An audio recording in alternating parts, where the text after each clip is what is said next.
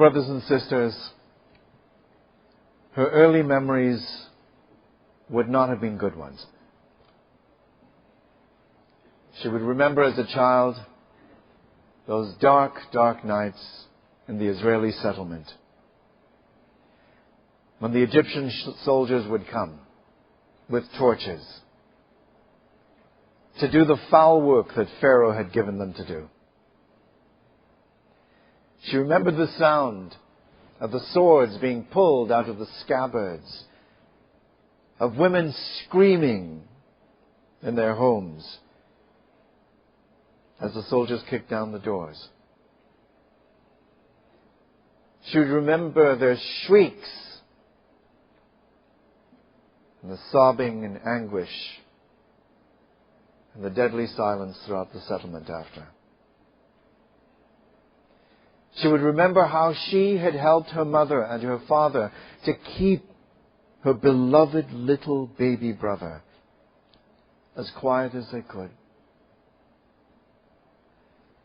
In circumstances like that, a little girl grows up too quickly and loses her childhood. Exodus chapter 2 says, "There went a man of the house of Levi and took to wife a daughter of Levi. And the woman conceived and bare a son. When she saw him that he was a goodly child, she hid him 3 months. And when she could not longer hide him, she took for him an ark of bulrushes and daubed it with slime and with pitch, and put the child therein, and laid it in the flags by the river's bank." And can you imagine? Can you imagine what would go through the heart of this mother? What does she show? She shows the best of what a believer can show.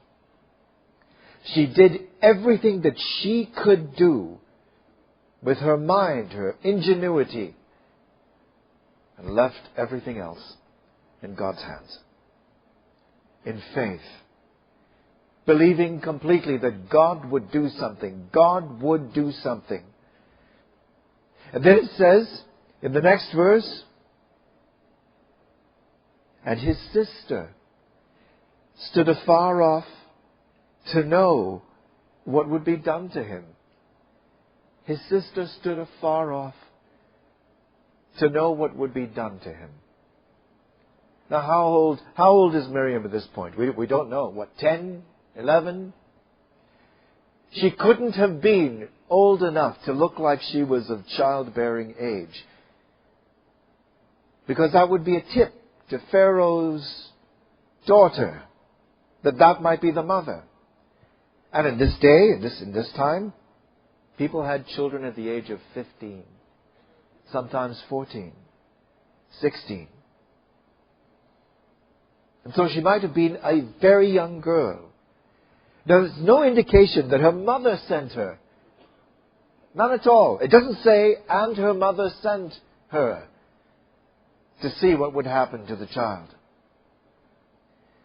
So that means that this little girl so loved this baby, was so tied in her mind to her beloved little brother, that she was not going to let him out of her sight. She goes down to the water and she's standing and watching. What does it show? Strength. A powerful mind. A personality that will not be put down. She's indomitable. She's so strong-willed that she will not give up in this time of incredible crisis. She watches over him to make sure everything is all right. She watches where the ark is. She makes sure water isn't in it. She looks to see that there's nothing that could endanger him. There's courage. There's compassion. There's intense love in this little girl. And it says, when the daughter of Pharaoh came down to wash herself at the river, and her maidens walked along by the riverside, when she saw the ark among the flags, sent her maid to fetch it. When she had opened it, saw the child, and behold, the baby wept. She had compassion on him, and said, this is one of the Hebrews' children. Then said his sister to Pharaoh's daughter, now you just stop there for a second. This is Pharaoh's daughter. According to the beliefs of the land, this is the daughter of a god. According to the social customs of the time, you did not ever talk to someone at this level of society if you were a servant in the palace, unless you were an extremely senior servant in the hierarchy. And you did not address them if you were someone who was a Hebrew. You were at the absolute bottom of society as far as the Egyptians were concerned. You didn't come up to Pharaoh's daughter and talk to her.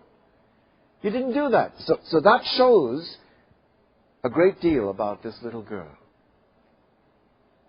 The strength of mind that she has. The courage that she has. There's a forwardness about Miriam that comes out in this little story. And she suggests to Pharaoh's daughter, shall I go get a woman from the Hebrews to nurse him? Because he needs to be nursed. Look, he's only 3 months old. He's still a baby. He needs milk. And perhaps the best person to nurse him might be a servant of the Hebrews. Someone that I could bring along. So this little girl has the presence of mind, the wit, to think this through on the spot, on the fly. And just come up with this suggestion to save and protect her little brother. And to give some kind of comfort to her mother at the same time. And Pharaoh's daughter says, yes, go and do it. And so this little baby has not only been saved, but his big sister, still a little girl, still a girl, has engineered a circumstance through the will of God that connects the little boy back to his mother so that she can be the significant influence, together with his little sister, no doubt, or his big sister, in his forming of his personality. So that he knows he's a Hebrew, he understands what it is to be a Hebrew, and he understands to the extent that he'll even see himself before he's called by God to be the one that will save Israel. Now, when we look at the character of Miriam, it's important to remember that she's a firstborn child. We don't realize it as parents, as mums and dads. But we raise our children differently in the same family.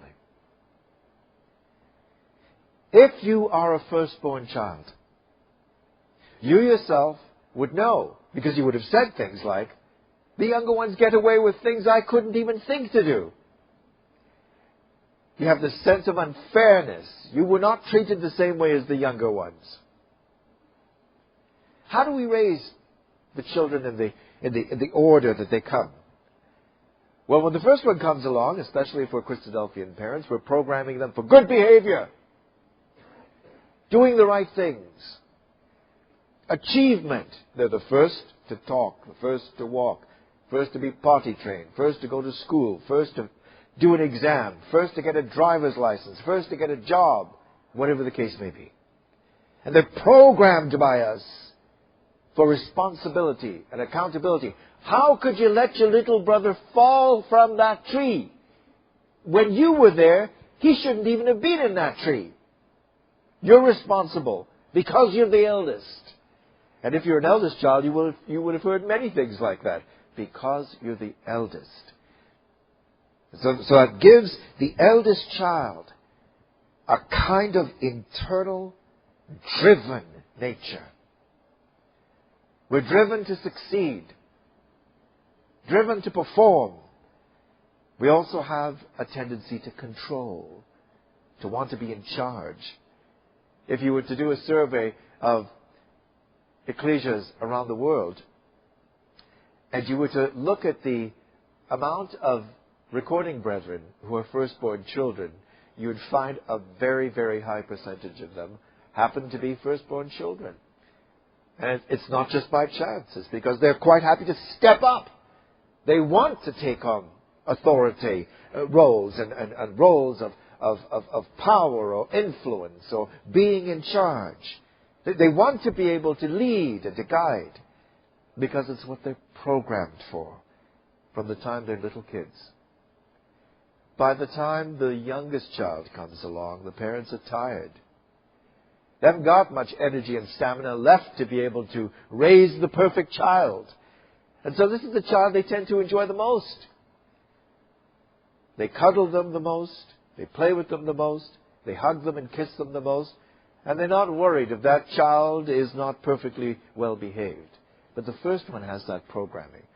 And I'm not missing you out, middle children, because I know you're worried about that right now. Right? The middle children are quite wonderful, actually. The middle children are the ones who know how to push everybody's buttons. But they also know how to bring everybody together.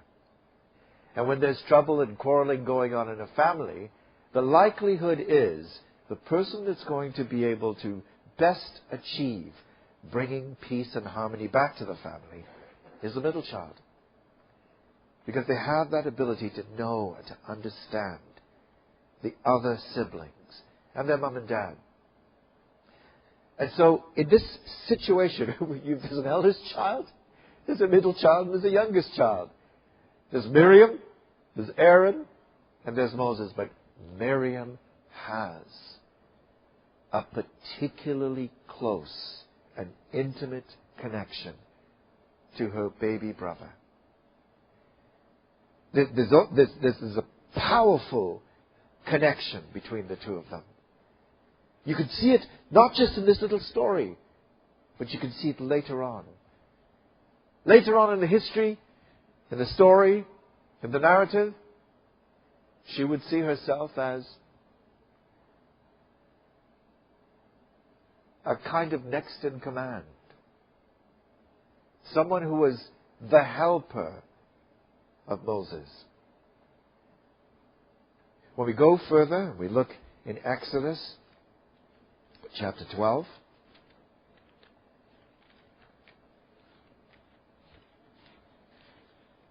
Is it chapter 12? Let's just see now. Yes. In Exodus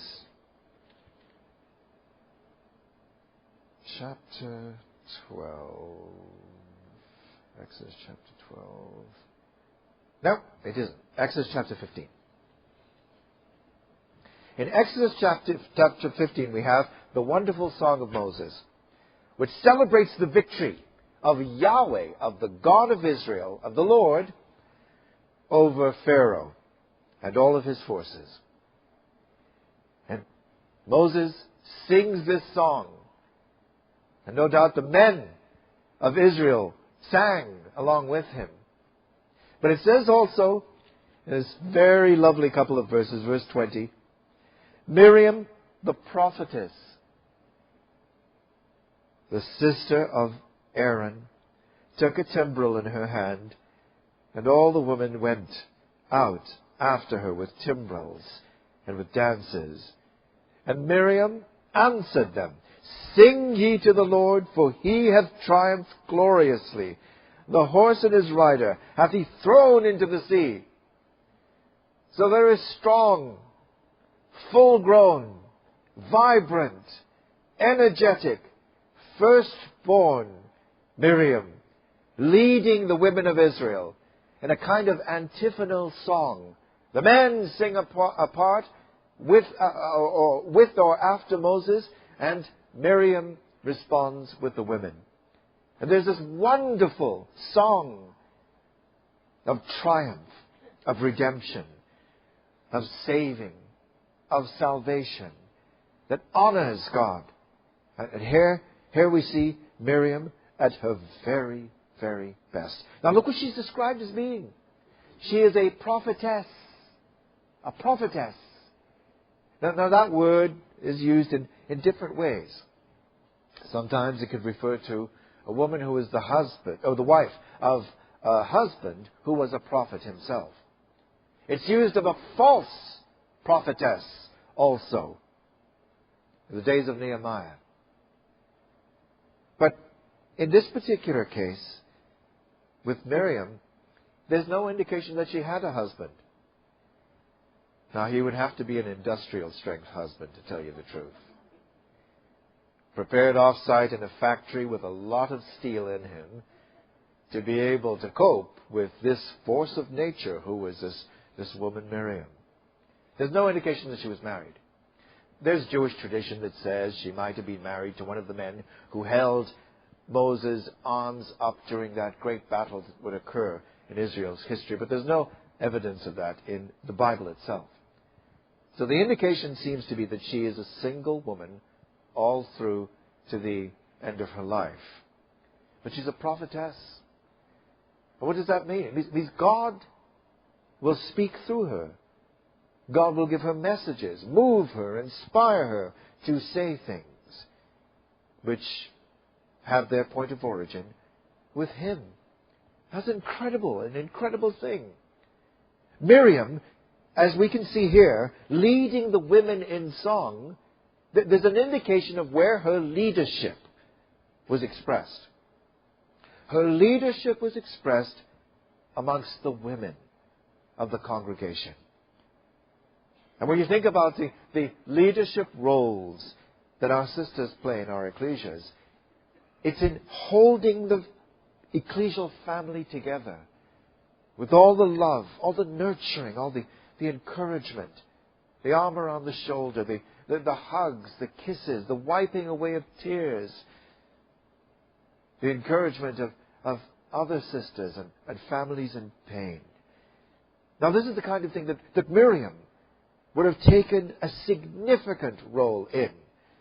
There was so much to do in the leadership of this large and strong-willed and rebellious people. And the chief leaders would appear to have been Moses, Aaron, and Miriam.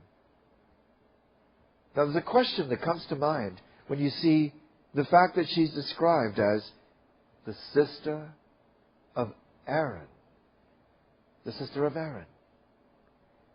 Now you might ask yourself, why doesn't it say the sister of Moses and Aaron? Or the sister of Moses? Given the closeness of the relationship. The special sense that she had of, that's my brother. I saved him. I watched over him. I love him. He's my brother. There's no mention of Moses. And it's almost as if a very subtle point is being made in this passage. Possibly. And the subtle point could be that Miriam is the sister of Aaron because she is not considered to be at the same level as Moses. Moses was the leader of Israel. Miriam and Aaron had their particular jobs to do, but she was not his equal. And that's going to be an important point, given a situation that will come up in her life later on. And so she is a prophetess. She is the sister of Aaron.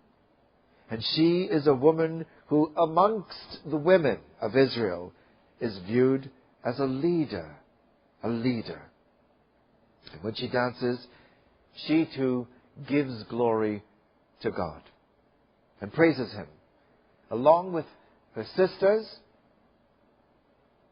and her brothers, all of the men of Israel. And if the story were to stop there, then all that we would have is wonderful things to have read about Sister Miriam. But a wonderful thing about the Bible is that it isn't interested in our romantic notions about the way people ought to be. It tells us about the way people are in real life. Just like us. God sees us and He knows us as we actually are, not as we would like to be known, not as we would like to present ourselves. And when He gives us the light and shade of people's lives in Scripture, it's to exhort us, to warn us, to encourage us, to give us a sense of hope sometimes also. When we see people who had all kinds of strength, all kinds of faith, and yet had their moments of shame, just like we do. Just like we do. We wish we didn't have those moments in our lives. God puts these into the story so that we will know this is human life. It is human life. And the life of a Christadelphian has times of shame, fear, doubt, panic, terror, disbelief, as well as times of love, wonderful work, achievement, good results, and growth all the way through our lifetimes. There are those times of shame. Sometimes we try to cover them up. Sometimes we try to pretend, well, everything's all right with me. And I'm not going to tell you what I'm struggling with in my head and in my heart, because then you would think I'm completely unacceptable. And yet if everybody in this room were to have his or her head and heart opened up, we would realize we're all struggling with something.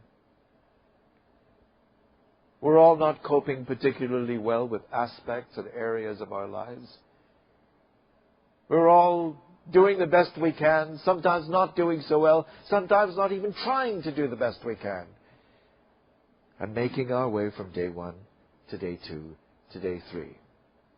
Encouraged along the way by the Word, by prayer, by each other's love and company, and by the hand of God in our lives.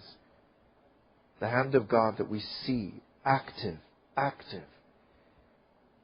And we see that hand most active in our times of failure, in our times of trauma, in our times of suffocating trial. That's when we see His hand at work the most. We're now going to go, brothers and sisters, in this story from chapter 15 to Numbers chapter 12. Numbers chapter 12.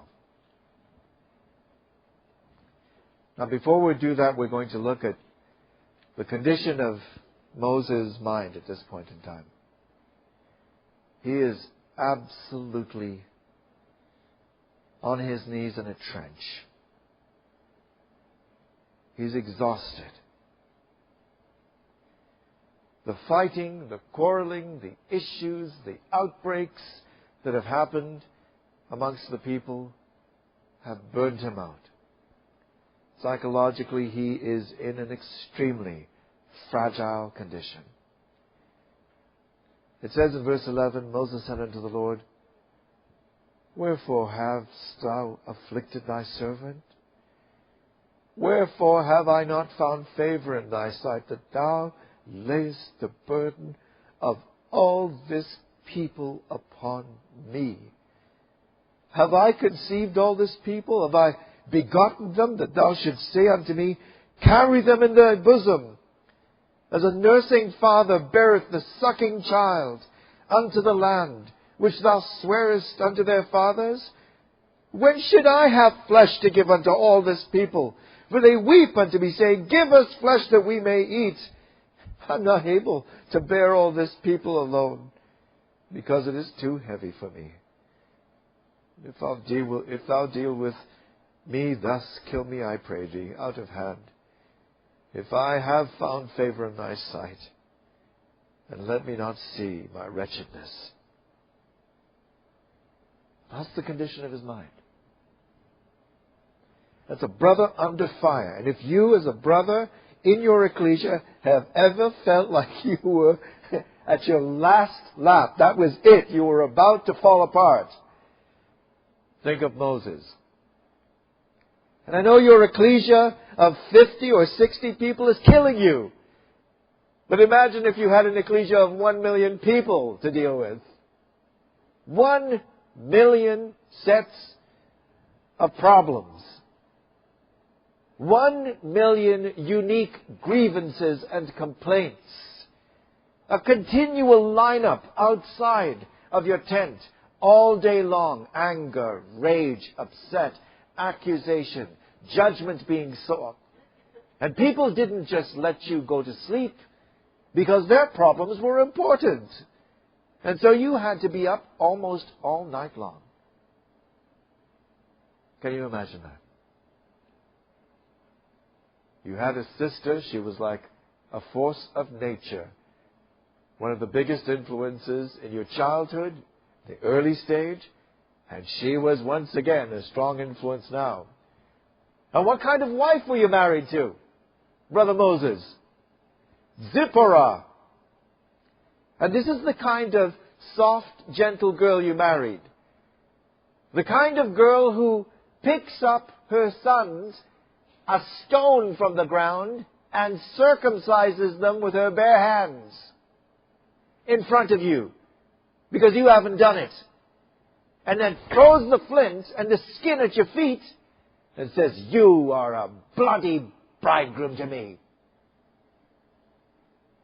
Well, sometimes we marry women that are like our mothers, and sometimes we marry women that are like our sisters. Now, can you imagine what the relationship would have been like between proud, strong Miriam and proud, strong Zipporah, with Moses in the middle, the meekest of all men? Can you imagine Miriam looking at him? He's not eating. What is she doing? That stink foreign food that she cooks all the time. Foul stuff. She doesn't even know how to cook our food. She's not one of us. Look at her. Cushite. And as they went head to head, and as an eldest sister might do, Zipporah, this is what you should be doing. Thank you. I know what I should be doing. But I'll be sure to ask you if I need your help. And the enmity, the bruised feelings, the resentfulness, deep in her heart, there's still that little 10-year-old girl. He's my brother. He's mine. And Zipporah, the foreign woman, who has, what does she have? Oh, she's got, what's her connection to all these people? Moses. He's my husband. That's all she's got. And you can imagine these two women at it. And every time they saw each other, the anger, the flushing of their face, the curt, sharp words. You can imagine every opportunity there was to make a slight or to give a dig or a jab, it would be there. You might think that I'm being unkind to Sister Miriam. God loved Sister Miriam. And none of us is one thing only. You're not Mr. or Mrs. Man of Faith. You also have your faults. You have your faults which may have been a condition of the society in which you were raised, as well as your personal faults, weaknesses, and frailties. And those things are there with us, right alongside faith, right alongside of the character of Christ. Those two things that are at war with each other, human nature and everything it's connected to, all its pronenesses, and the life of faith, the mind of Christ inside of us, at war. We're never just one thing. And sometimes that fleshly nature pushes itself forward and dominates a situation, and we can't even pull it back. And these two powerful women, imagine how hard that must have been for Moses, but also for them. And if it were the case that Zipporah, with that strength of will that she doubtless had, showed any kind of leadership ability among the women, and if Miriam were to hear that any of the women were going to Zipporah for advice, sharing their problems with her, and at the tent door, not to see Moses, but to see Zipporah, can you imagine how Miriam would react? Firstborn children are very aware of their responsibilities, their accountabilities, and sometimes their position. And they will fight with tooth and claw to defend their position. Now, when you think about all these things I've just said, you might think, yeah, well, I'm not sure about that. Good. That's fine. Because we need to think these things through for ourselves. And we're doing a kind of swimming between the lines of Scripture in these stories. You've seen a broken, a tired, an exhausted man in Exodus chapter 11. The people have worn him down. He's like a pencil that has been sharpened all the way down to the eraser.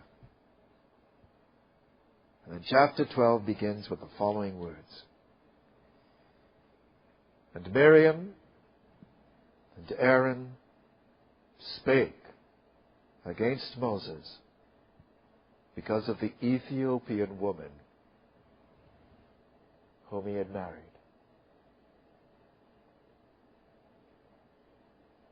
Just think about that. And so in her anger, in the painful grating against each other that Zipporah and Miriam might have had, she defaults to the worst of the worst. And now, race raises itself as a major issue between her and her sister-in-law. Now, there are some commentators that feel that Moses' wife must have died or divorced from him and he remarried, but there's no evidence of that, really.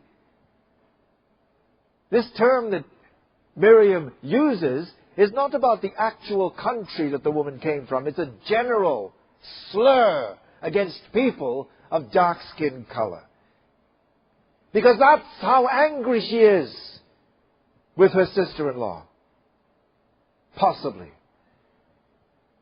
So she comes, and they come together and says, Miriam and Aaron, not Aaron and Miriam.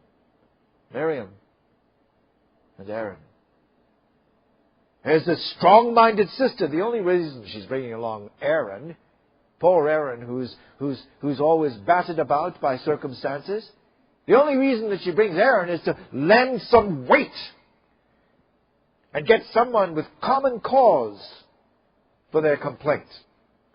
Now, it wasn't just about Moses' wife. Because in the previous chapter, God had said to Moses, this is what I'm going to do to help you. Choose out 70 men who are leaders amongst the congregation, the ones you know to be leaders. Call them together. And I will come down. And I will take of the power I have given to you, the Spirit I have given to you, and I will share it amongst them. And that's what he did. And then it said of those people, and we're just looking back then briefly at verse 25 of the previous chapter, the Lord came down in a cloud, spake unto him, took of the Spirit that was upon him, gave it to the 70 elders. It came to pass that when the Spirit rested upon them, they prophesied. But not just them. There's 2 people out in the camp who weren't even called that are prophesying. So what does that mean for Miriam's prophecy? I'm at war with a woman who's taking over my role. And now there's all these other people who have this thing that makes me special. I'm not special anymore. I know what I am. I'm good and angry. I'm angry at Moses. Because it's his fault. After all I've done for him, I'm not going to put up with this. And so, it says, verse 2, and they said, hath the Lord indeed spoken only by Moses? Hath he not spoken also by us?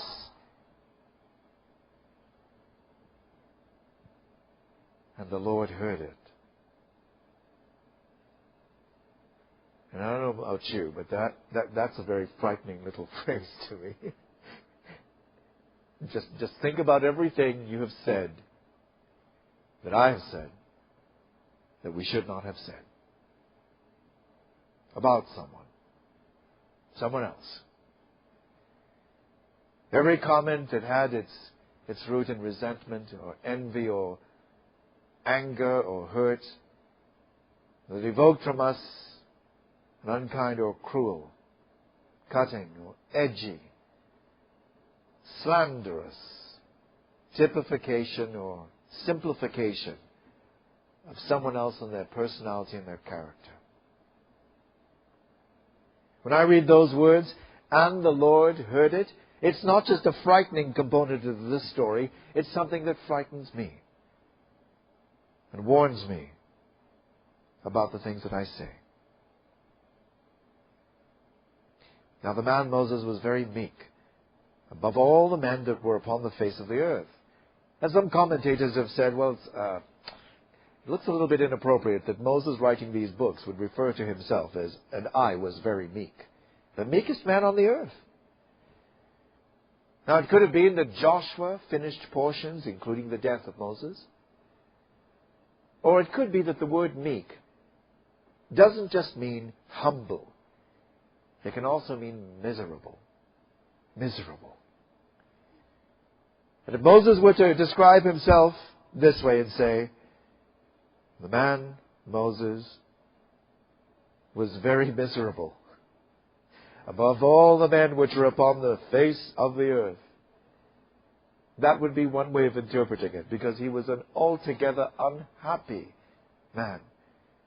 Now, it was one thing, and it was a big thing, to have the burden of the complaints and the accusations of the congregation on you, but to have the closest people to you come and deliver a message like this. He was speechless. He couldn't even speak a word. And Miriam, in her fury, was something that could not even be described. And it says, the Lord spake suddenly unto Moses, and unto Aaron, and unto Miriam. Look at the order. Come out, you three, unto the tent of the meeting. And the Lord came down in a pillar of cloud and stood in the door at the tabernacle and called Aaron and Miriam. Look at the order. The story starts with Miriam first. She's always put last after this. He said, I want you to listen to me. If there be a prophet among you, I, the Lord, will make myself known unto him in a vision. I will speak unto him in a dream. My servant is not so, who is faithful in all mine house. So what's he saying to them? And you're not. Moses is faithful in all my family, the extended people of Israel, but you are not. With him will I speak mouth to mouth, even apparently. That's how close he is to me. And the similitude of the Lord shall he behold.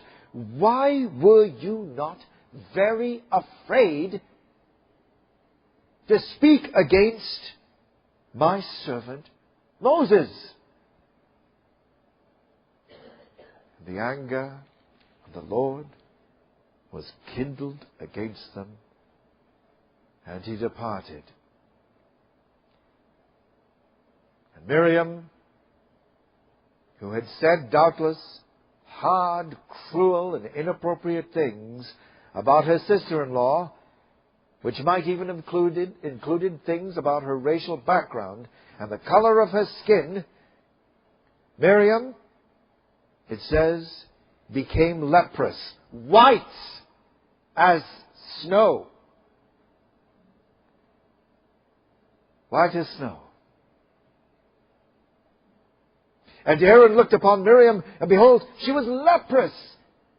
Now don't just imagine that she turned some kind of sparkling white. Look what he says.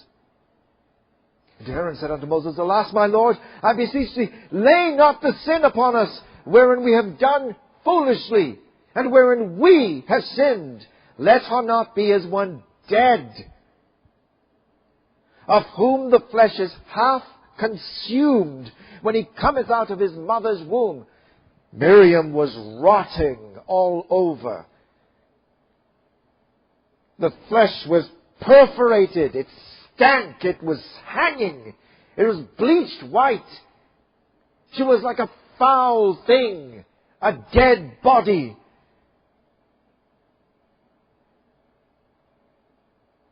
This was a terrible lesson that our strong-willed sister had to learn.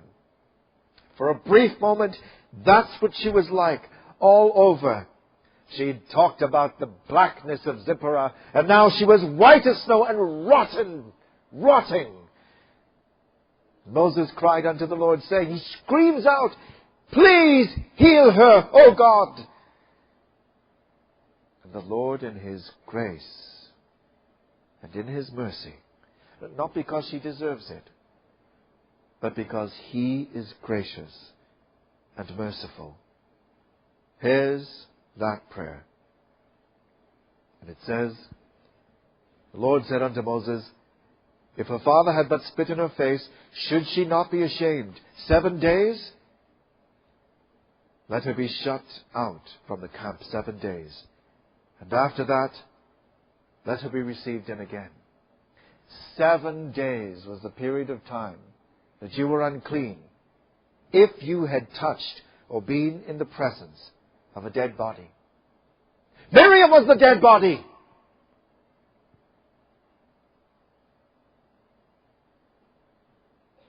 And when we behave like that